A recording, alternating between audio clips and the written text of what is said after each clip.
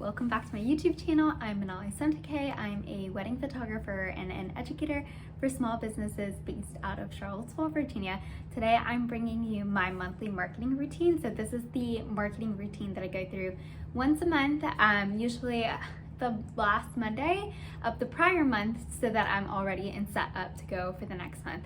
So as a quick overview, I am a wedding and formerly portrait photographer, and pretty much every single season or every single quarter I was pushing a certain service. So in the fall and in the winter, I would be pushing weddings really hard because that is engagement season typically.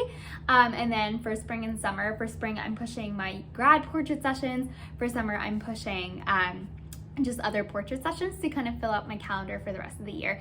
So having that quarterly focus allows me to focus on one specific product type or one specific service that I am marketing throughout that time, so that I can clearly speak to one customer or like one ideal client avatar at one time. So based off of whatever season it is, I would be specifically speaking to either brides or portrait clients. So that gives me a pretty good basis of what to make my marketing schedule off of. So for spring, if I'm marketing to seniors, I'd make sure that all my spring content talks directly to clients, senior clients, and kind of guides them through the whole process, shows them a little bit behind the scenes, shows them images of other senior shoots, and hopefully gets them to reach out and to book.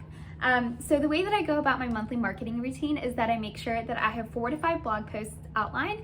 I typically post one once a week, but if you're doing this on a different cadence, it might just be 2 for the month, or it might just be 1 big blog post that you publish for the month, or whatever your general big piece of really killer content is for the month. You want to make sure that you have that outlined and just ready to go. So I make sure that I write up all my blog posts. Now it's transitioned to making sure that I have all my YouTube episodes filmed, and then from there I use that main piece of content and I use that to distribute to all my different social channels and to my email list every single week. So once I have that main content done, or if I have that main blog post done, that's a lot of words. Usually I would just go and pull from that. So I'll make sure I have a couple of Instagram captions, a couple of Instagram posts to my feed, and make sure that I'm pulling out parts and pieces of it. So for weddings, for example, I would have a blog post, I would have 1 to 2 Instagram posts, I would make sure I post a Facebook album of all the wedding images. For educational content, I'll take that and take parts of the blog post and email that out to my newsletter.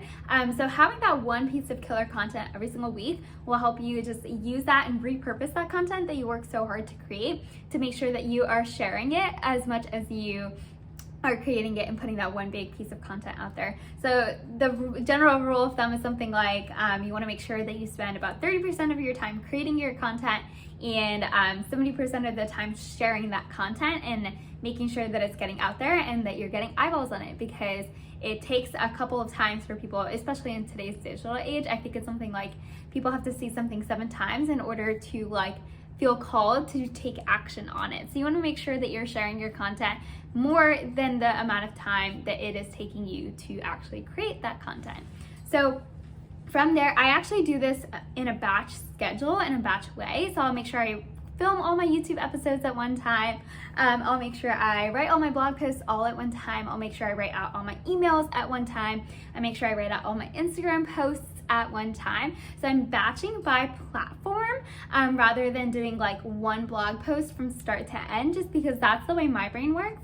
And usually I can get in a rhythm for the specific platform that I'm working on, and it saves me a lot of time because I'm not switching back and forth between the different platforms, trying to get my content all scheduled out for the month.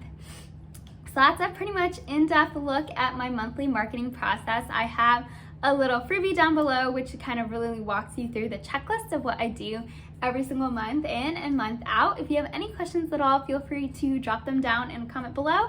Make sure you're following along on Instagram. I'm at Manali Sentake, and I will catch you in the next video.